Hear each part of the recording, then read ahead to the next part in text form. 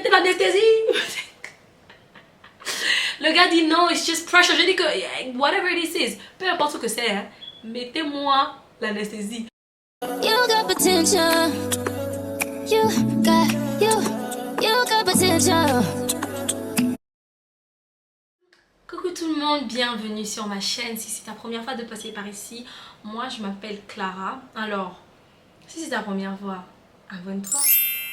Abonne-toi, je vais répéter, abonne-toi. Avant que je ne continue, abonne-toi d'abord. Attendez, je regarde d'abord les gens s'abonner. Abonnez-vous. 1, 2, 3. Abonnez-vous, abonnez-vous. Ici, il y a l'ambiance, hein. Abonne-toi dès. Si tu ne t'abonnes pas, tu rates. En tout cas, je m'appelle Clara. Pourquoi j'arrive pas à parler aujourd'hui? Je m'appelle Clara, voilà. Je suis une nouvelle youtubeuse en français. Je veux dire que YouTube, c'est pas une plateforme inconnue pour moi parce que j'ai une chaîne en anglais, mais cette plateforme en français, c'est tout nouveau pour moi et je m'y plais bien. J'aime bien mes nouveaux abonnés. On n'est pas beaucoup, mais on est bien ici, hein? On est bien, oui, on n'est pas bien. On est bien, voilà. Donc aujourd'hui, on va faire une story time. Another story time. Moi, j'adore les story time. Je regarde mes propres story time, hein. Tellement que j'aime les story time. Aujourd'hui, on fait mon accouchement de l'enfer. Ceux qui ne savent pas, j'ai 2 bébés. J'ai 2 petits garçons, 2 magnifiques petits garçons qui sont aussi à la fois des petits démons parce que souvent là, il est chaud, mais je les adore de tout mon cœur. C'est-à-dire que j'ai jamais su que je pouvais aimer des gens comme ça dans ma vie. D'accord? À part ma maman et mon papa, je savais pas. Et quand je les ai vus les deux là, bref. En fait, mon accouchement de l'enfer, c'était mon premier fils parce que, les gars, rien n'allait. Rien du tout. Et là, il faut que je change d'accent parce que rien n'allait. Je dis, ça n'allait pas. Quand on dit que accouchement là, c'est pas camarade de quelqu'un et qu'il faut respecter vos moments là, vous pensez que non, les gens parlent. Ça fait mal. Si tu es enceinte, tu me regardes. Il y a quoi, il dit ça fait mal. Il ne peut pas mentir ici. Et puis si c'est ta première fois là, maman, ça fait mal. Voilà. Et entendez les gens qui disent que non, faut pas dire ça va. Je dis, faut préparer les autres. Vous savez quel problème? Moi, je suis passée là-bas, je croyais que genre c'est moi, il est exagéré. Déjà, on m'avait pas dit que là-bas là, c'est la doule. Je dis. C'est ça que quand je regarde mon fils là, quand je regarde mon élément comme ça, il bouge plus. Parce que la douleur qu'il y a eu là-bas, je veux lui faire comprendre que mon cher, ce que je dis là, tu vas faire. Parce que je ne peux pas avoir souffert pour toi comme ça. Et puis, quoi? Bref. Donc, respectez vos mamans. Avant que je ne commence cette story time là, je dis, respectez vos mamans. Ce qui se passe dans la salle d'accouchement là, que ce soit celle qui passe par des césariennes, moi j'ai fait 2 césariennes. Et que ce soit celles-là qui font par voie basse, chapeau les capitaines. Et que ce soit celles-là même qui font par voie basse et puis tout va bien là. Toujours, il faut respecter vos mamans. Et 9 mois là, c'est pas affaire de quelqu'un. Il n'est qu'à commencer par eux. Parce que l'accouchement là, je peux pas, je vais vous donner un peu comment ma grossesse était. Début de grossesse, vomi. J'ai dit, on peut vomir mon là. Je vomis ou je vomis. Ma maman me dit que ça là, ça doit être une story time. Et avant non, ça là, il ne peut pas dire ça ici, non. Bref, je vais vous faire une story time de comment moi j'ai fait pour rentrer aux États-Unis avec bébé. Voilà. Et ça là, c'est à faire aussi. Bref, donc mon premier fils là, il était, je vais dire, au début de la grossesse, c'était pas facile. Mais ma maman avait trouvé un moyen, enfin, elle avait trouvé un médicament qu'il a bu. Il a dit, c'est une seule pilule. Il était en forme tout le long de la grossesse. C'est comme si le bébé là, il était drogué ou bien il dormait, je sais pas. Il n'avait plus de nausées, il n'avait plus de malaise. Tout ce qu'il y avait au début là, c'était fini. C'est-à-dire que je ne savais même pas si j'étais enceinte ou pas. Souvent, j'ai appuyé mon ventre. Et j'ai dit, hey, toi là, tu as envie, faut bouger quand même pour me dire que maman, je suis là. C'est quoi? Donc, j'arrive aux États-Unis, voilà. Il y a ma soeur qui était d'abord paniquée. Angela a dit que quoi? Que toi, tu vas venir ici aux États-Unis avec bébé. Parce qu'elle ne savait pas. Mais il faut dire la vérité, elle ne savait pas. Elle a su ça, c'était à l'aéroport du Maroc. La Gaule allait tomber dans les pommes. Bref. Donc ma grossesse s'est bien passée, je ne vais pas mentir. On allait à l'université ensemble. Moi, il allait en classe sans problème, tout. Il n'a même pas fait les visites pendant 7 mois. C'est Dieu qui m'a gardé ça. Il ne faut pas que je monte. Il n'a pas fait de visite pendant 7 mois. Mais mon bébé allait très bien. Il était tellement... quand il est né, il était tellement en forme et tout ça. Les bons kilos, tout. Je vous ai pas les détails, bref, ça c'est dans une autre story time. Et bon, je vous ai pas les détails de pourquoi je vous dis qu'il était en bonne santé, parce que qu'est-ce qui m'aurait fait croire qu'il n'était pas en bonne santé? Ça c'est pour une autre story time. Donc le jour J arrive, voilà, il faut aller, il faut pousser, il faut partir, il faut que le bébé vienne et il faut le rencontrer. Et j'avoue que je suis une maman qui ne montre pas beaucoup ses émotions. Je sais pas comment expliquer ça, mais moi en gros, je t'aime quoi, tu vois. Moi je sais que je t'aime, and that's enough. Donc je montre pas trop mes émotions, donc je montrais pas si j'étais trop contente de vouloir avoir mon bébé ou pas. Mais je savais que j'étais quand même curieuse de savoir à quoi il va ressembler et tout ça. Mais je me parlais à moi-même, à personne. Et on arrive à terme. Bon, j'arrive à terme, j'arrive à 9 mois, tout plein et tout. Et le bébé là dit il sort pas. Il a dit mon bébé là, il dit que lui là il sort pas. Il dit que toi tu sors pas, toi tu sors pas pour qui? Là-bas là c'est pas palace. Il y a quoi? Il ne gagne pas contraction. Il ne gagne pas une chose, douleur de quoi, je ne sais pas. Il ne gagne rien. De toute façon, on l'a donné médicament là, lui il dort, il dit il sort pas. C'est ça mon docteur me dit que mais il grossit trop. Et c'est très dangereux, et pour toi et pour lui. Donc ce qu'on va faire c'est que si d'ici la semaine prochaine il n'est pas venu, on va induce. Je cherche le mot en français. Donc on va déclencher la grossesse, c'est ça. Ils vont déclencher la grossesse. Une semaine passe, le petit l'a dit, lui il vient pas. Je dis ok, donc c'est que là on va déclencher grossesse là.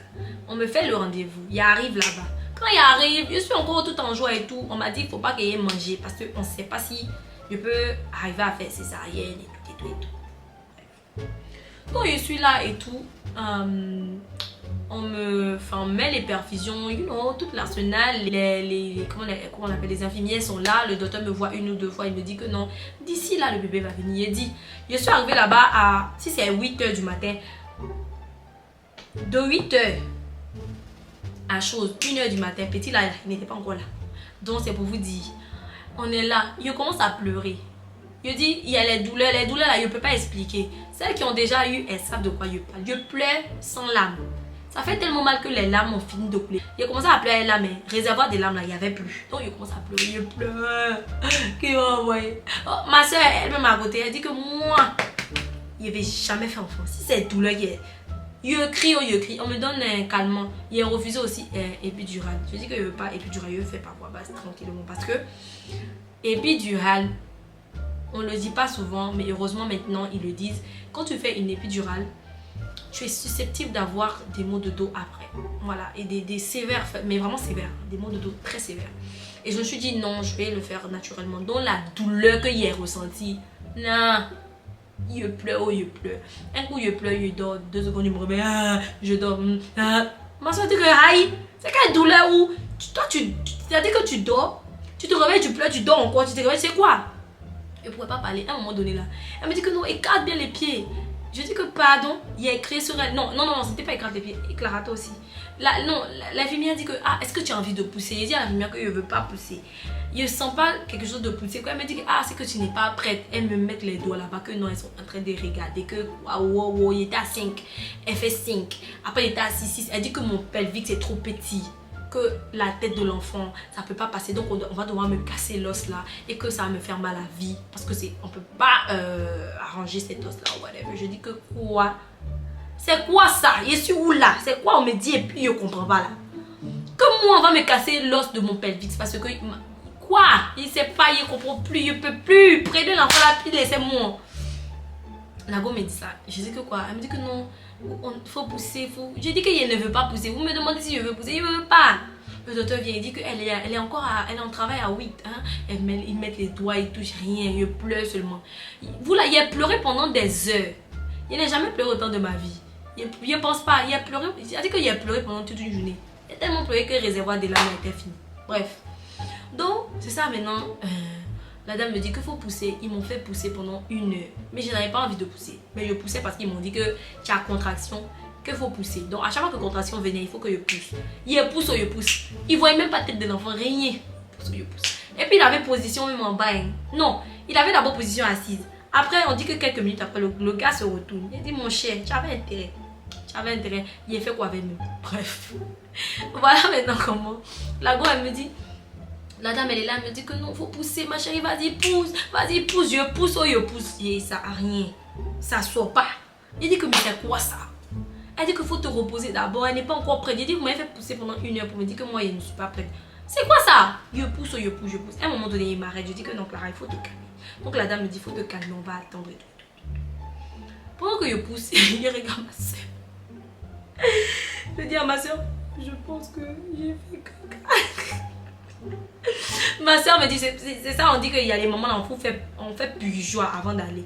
Ma soeur me dit, oh c'est pas grave, ils vont nettoyer et tout, il n'y a rien même. Elle a regardé, ah il n'y a rien même et tout ça, tu es trop dramatique, tu penses à ça. Je dis que non, mais comment mon enfant va venir dans les caca et tout, like bro, ça n'a pas de sens. Et je me préoccupe de ceux qui n'ont même pas de sens. Bref. À un moment donné, là, je suis en train de dormir un peu parce qu'ils m'ont donné un peu de calme. La dame, l'infirmière a dit non, je ne peux pas la laisser pleurer comme ça pendant toute la journée. Je vais quand même lui donner des calmants en fait. Donc elle m'a donné des calmants, j'ai dormi quelques heures. Elle était tellement gentille cette dame, c'était vraiment comme un ange. Et à un moment donné, je me réveille encore avec les douleurs et c'était plus possible. Je pousse. À un moment donné, j'ai plus de force. Est-ce que ça... il est poussé quand il n'y a plus de force. C'est ça, la dame dit non. Ça là, il faut qu'on appelle le docteur parce que elle peut faire quelque chose, elle peut nous faire quelque chose ici là, avec le bébé là. Et puis là, ils devront partir sur nous. C'est ça, elle appelle non, le docteur arrive. Le docteur dit que, ah, ma chérie, tu es là depuis 8 heures, il est déjà minuit. On ne peut pas te faire continuer à pousser. Tu n'as plus de force. Et si tu as arrivé à faire moitié là, non, on ne peut plus t'amener au bloc. Il va falloir que tu finisses. C'est mieux, on te prend en même temps. On t'amène au bloc là-bas. Et on va te faire césarienne. Moi, je ne voulais pas. Ma soeur dit que, ah, je dis que je sais pas quoi faire, mais je sais qu'il faut que... Solution. Les gars me font signer papier. Je signe papier. Je dis, Amérique. Pendant que je signe papier là, il y a un papier là même qui m'interpelle. Quand je regarde le papier, parce que malgré douleur là, il faut que je lise. Je regarde, je vois un papier, on dit que si je meurs, que moi, Clara là, si je meurs, que moi là, je peux pas dire que c'est l'hôpital qui m'a tué. Que genre, je peux pas dire qu'il y a eu une malpractice. Donc, quelque chose qui a été mal fait. Que personne, genre, c'est-à-dire que pas moi, mais que les gens qui sont autour de moi, ma famille, les gens là, ils peuvent pas, donc je dois signer ça. Et que si jamais on me fait une transfusion de sang, que dans le sang là, il y a maladie des gens, sida, je sais pas, que moi là, je peux pas venir porter plainte à l'hôpital et tout. Pour que moi, on m'amène au bloc. J'ai signé, j'ai dit, Seigneur, c'est-à-dire que je me remets dans tes mains. Parce que si j'ai dit que je vais discuter à l'heure actuelle où j'ai mal là, on va pas s'en sortir. J'ai signé. Ils disent à ma soeur que, ah, où tu es là, non? On va la prendre, on va l'amener au bloc, mais tu peux pas venir avec nous d'abord parce qu'on veut voir comment elle va réagir à l'anesthésie. Dans son document, elle dit qu'elle n'a pas d'allergie, elle n'a rien, donc c'est que c'est sûr que ça va aller, mais on peut pas te faire rentrer d'abord. Voilà. Donc ma soeur dit ok, on est resté dans le couloir là, il me faut rentrer. Les gars, je dis seringue qui est sortie là, il n'a jamais vu une seringue aussi longue de toute ma vie. Je dis Seigneur, s'il te plaît, protège-moi. La dame me dit, non ma chérie, attends d'abord, attendez, parce que la partie là m'a traumatisée. La dame là me dit que non ma chérie, mets-toi bien, cale bien, casse le dos. Je dis que pardon. Non, est-ce qu'elle m'a dit casse le dos? Moi elle me dit que reste le dos bien dur. Mais je vois, mais attendez, c'est une sirène qui est comme ça. Tu me dis que je reste le dos dur, comment là? Que reste le dos dur, parce que si tu ne veux pas. Et puis écoutez bien, hein, écoutez les menaces. Écoutez les menaces. C'est des conseils des infirmières, des docteurs, mais c'est les menaces. Moi, je prends ça comme des menaces. Que si tu bouges et que l'aiguille là touche un peu un mauvais nerf, tu deviens paralysé. Je dis, what? Qui m'a envoyé? Qui m'avait d'abord envoyé? Qui m'avait d'abord envoyé? Oh? Qui m'a d'abord envoyé? Maman. La femme pour la seringue. Il y avait une dame là en face de moi. Quand je dis que Dieu, maman, il avait vraiment... C'est-à-dire que partout où je passe, il m'envoie souvent les anges là, que je ne sais pas d'où ils sortent. La dame là m'a dit, attrape-moi. Attrape-moi très fort. Je l'ai attrapé par les reins comme ça. Donc j'étais comme ça. Et j'ai un peu, je crois, voûté un peu mon dos. Dès que la seringue est sortie. Oh, si je vous dis que je ne l'ai pas senti, je l'ai senti au plus profond de mon être. C'est-à-dire que quand elle a fait rentrer dans mon... Non! Je dis. Et puis quand le liquide de l'anesthésie la rentre, tout mon corps devient, c'est-à-dire que tous mes nerfs devenaient glacés quoi. Je dis, je prie donc je dis Seigneur. Intercession m'a fait que je boudais à ma maman que je ne veux pas prier là. Je suis devenue intercesseuse sur place. Il commence à intercéder non. Il intercède. Je dis Seigneur, pardon. Si il n'est qu'à partir aujourd'hui, s'il te plaît, prends-moi avec toi. Mais si je ne dois pas partir, pardon, fais ça va passer. Et puis il est sorti, c'est mon bébé en bonne santé. Quand elle a fait, elle me dit bravo, tu et tout, il me place. Là, vous là, le corps de l'être humain là, c'est rien. De toute façon, les gars là me soulevaient, on dirait baleine. Et puis, de toute façon, je suis mince là, j'avais l'air tellement. C'est-à-dire qu'il fallait beaucoup de gens pour me soulever. Parce que la masse, là j'ai laissé le corps comme ça. Il n'y a pas là, mon muscle n'est plus en marche. Donc les gars me soulèvent, ils me déposent, on dirait viande. Ben quand il me dépose là, voici le docteur, il met un drap devant moi, il dit que non, tu vas rien voir, tu peux rien voir, que voilà, sinon ça va te traumatiser, whatever. Il a mis le drap là, c'est ça on fait rentrer Angela, on met chaise à côté de moi, Angela se met à ma tête. Eh ma soeur, toi, que Dieu te bénisse dans ta vie, parce que les 2 fois où j'ai fait blog, elle était là, hein. C'est la go là qui était là à côté de moi, bref. Elle me dit, et puis il y a anesthésiste à côté de moi, on me dit que si tu sens douleur là, faut dire, comme ça le gars de l'anesthésie là, il va pomper, il va pomper, il va pomper, il va pomper, il va pomper. C'est ça, je suis là, je sens que, je vous dis que je sens tout. Je sais pas comment expliquer, c'est pas que je sens la douleur, mais je sens comment le bistouri est en train de couper sous mon bas-ventre comme ça. Je sens comment il écarte avec whatever they use in clamps, whatever, ce qu'ils utilisent là. Je sens comment ils écartent et je sens comment ils font rentrer les mains pour me faire sortir l'enfant. Waouh! À un moment donné, la douleur était tellement forte, je dis, je sens. Parce que je veux même pas, j'ai encore les vidéos même. Je dis que je sens. C'est ça, Angela dit, non, elle sent. Et ma soeur, tu es dramatique, hein? Très dramatique. Que non, elle sent, s'il vous plaît, mettez l'anesthésie. Le gars dit, non, it's just pressure. Je dis que, whatever this is, peu importe ce que c'est, hein, mettez-moi l'anesthésie. On vous paye pour ça, non? C'est quoi? C'est ça l'anesthésie, ça il pompe encore. Quand l'anesthésie pompe encore, on me donne encore quelques minutes. Au moment où ça va même pas durer, hein. Au moment où il fait sortir maintenant comme ça, on entend mon fils il crie. Ouais. Je dis, hé, Seigneur, c'est fini comme ça. Hé, Seigneur, merci. Non, ma soeur me regarde, c'est elle la première, elle les a apporté les 2 et comment ils la collent leur tata, ils adorent leur tata. So, c'est elle qui le porte en premier, elle me dit, voici ton bébé, il est beau, Clara, il est beau, il est tellement beau. Et quand j'ai regardé, j'ai dit, il était beau, hein, mon fils, il est beau, hein, pas il était, jusqu'aujourd'hui là, hey, c'est un chocolat. Et puis celles qui vont passer, vous, la belle-mère que vous avez trouvée, palabre, il a dit, mon joli, bref. On n'est pas encore arrivé là-bas. Il est encore bébé. Bref. Donc quand je l'ai vu, j'étais contente. Je l'ai regardé. Je dis, oh mon amour, c'est tellement beau là. Il était trop beau. Après, on m'a emmené dans la pièce. L'inconnu d'être une maman, c'est quelque chose parce que j'avais peur de ne pas avoir de lait. Après, je commençais à m'inquiéter de tout. Après, et quand il vous dit que moi, Clara, là, quand il y a accouchement, mes seins là, c'était plat. Où est sein? Où est lait que bébé va boire? Mais Dieu. Si tu crois pas en Dieu là, tu as un problème, hein? Donc, on m'emmène dans une salle pour un peu pour reprendre, récupérer tout ça, le temps que l'anesthésie puisse descendre. Donc, on m'emmène le bébé. Quand il s'est approché de moi, les gars, il a tété. Le soir, je me réveille avec des seins comme une bimbo. C'est-à-dire qu'on dirait qu'on m'a mis des implants. Les seins là étaient balèzes comme ça. Faut voir le corps. Et puis, il a compris pourquoi Dieu m'avait pas donné gros seins. C'était laid. De toute façon, c'était vide. On dirait, me gars dit, waouh! On peut avoir des gros seins comme ça.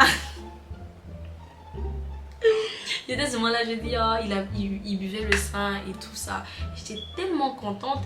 Mais funny enough, j'ai carrément oublié toute la douleur. Et que vous pouvez croire ça? Il a oublié. Sur le moment, il a tout oublié. C'est là que je parle parce que ça me revient. Mais je vous promets qu'il a oublié. Quand je l'ai vu, j'ai dit que tout ça là, c'était worth it. Comme les Anglais disent, comme les Américains disent. Genre, c'était quoi? Comment on dit ça?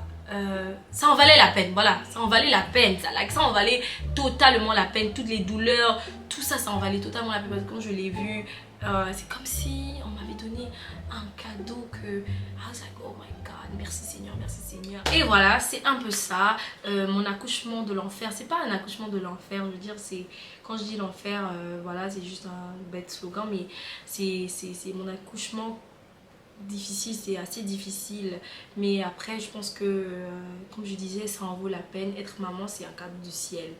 Et à toutes ces femmes qui essayent d'avoir des enfants et qui n'arrivent pas, je dis toujours, vous êtes les préférés de Dieu, parce que je me dis, la douleur là, elle est insupportable, mais je pense que c'est aussi un privilège de passer par là. Et je sais pas, j'ai une pensée pour vous. Je prie constamment pour vous parce que je connais des gens qui veulent avoir des bébés qui n'arrivent pas.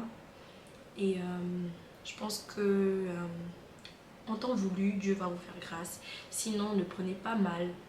Et dites-vous simplement que vous êtes les rich aunties. Les rich aunties, donc les tatas choco là. C'est vous les tatas choco. En tout cas, pour moi, c'est ça. Merci d'avoir regardé cette vidéo. Si elle vous a plu, n'hésitez surtout pas à me donner un pouce en l'air, à vous abonner et abonnez-vous. Je vais répéter ça tous les jours. Abonnez-vous, oh. Abonnez-vous.